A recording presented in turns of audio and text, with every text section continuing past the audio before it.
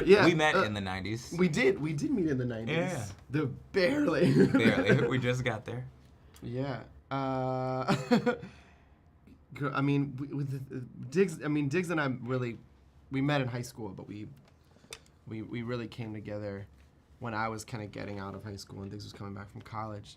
I was running a recording studio in North Oakland, and we had known about each other sort of artistically, but in high school, 4 years is like 100 years, right, that gap.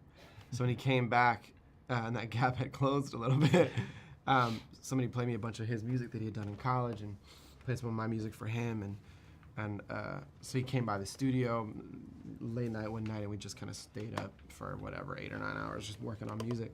And that's kind of just been it, like that bled over into everything, into theater, into all of our writing projects and acting projects and music, and it's kind of been that way ever since.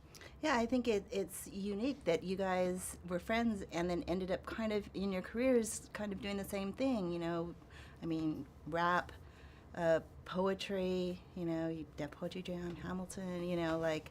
And hella rap albums, like, Yeah. you know, it's not even like we coincidentally started doing the same thing. We've been helping each other do all of those things. You know what I'm saying? Like, it's very intentional, not a coincidence. I just have to know, like, freestyling, like, how do you go on, like, that's totally ad-lib, correct? Like, it just comes Not out? in the movie. In the movie? Not in the No, movie, of well, course not. but, like, you came from freestyling, like, you would, right? And It's a little different. I mean, the difference is negligible to most people who don't participate in it, but actually, I think both of our backgrounds are probably more heavily in writing. Yeah. You, as being part of the culture, most of the time you are forced to become at least proficient in freestyle because someone's going to challenge you that way at some point. At some point. So that's, you know, and through being just slightly proficient at it, I became part of this Freestyle of Supreme group, which is why, in a long-winded way, I ended up in Hamilton. But so like, and Rafael's a very good freestyler also when we are practicing and working. At it. Yeah, when the muscles warmed up. But I think we're actually more, our natural state for both of us, I think, is as writers. We're sort of obsessed with the structure of a thing, which you don't necessarily get at when you're freestyling. Yeah. this movie, I had watched Uncle Drew before this, and then I watched this. This movie is really intense. Compared to Uncle Drew? Stakes are so high in Uncle Drew. I haven't seen it yet. And they're, Can't really talk about yeah, totally different movies.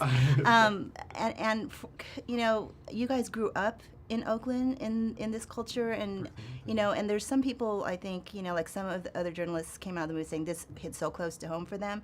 But what would you say to like some other general audience people that didn't grow up in Oakland? That, I mean, intellectually, I think, you know, population understands a lot of the themes in this movie. But what would you guys say to these people, like actually having lived and grown up in Oakland during the time?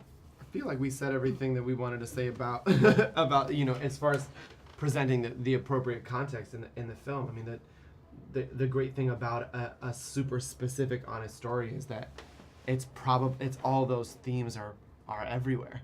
Gentrification is like, it's across the board. Police tensions between police and people of color is this country. And so I don't even know that we need to provide that extra stretch. If you are living and breathing in this country and you're paying attention, the movie probably relates to your life. I haven't talked to anybody yet who's come out of the film without finding a piece of themselves in it, which is really gratifying. Yeah. But I think what's more important than that is that the piece of yourself you find in it is probably different than the person sitting next to you. And so the important part is that you two then go and talk about that. You know, that's kind of what if we can hope for one thing from this film, that's it. Yeah. Made in Hollywood. Hey guys, thanks for checking out this video. We want to know, what would you have asked? Let us know in the comments below. And if you liked this video, don't forget to hit the like button. And as always, for more videos like this, hit the MIH TV logo right here. And for the next awesome video, click right there.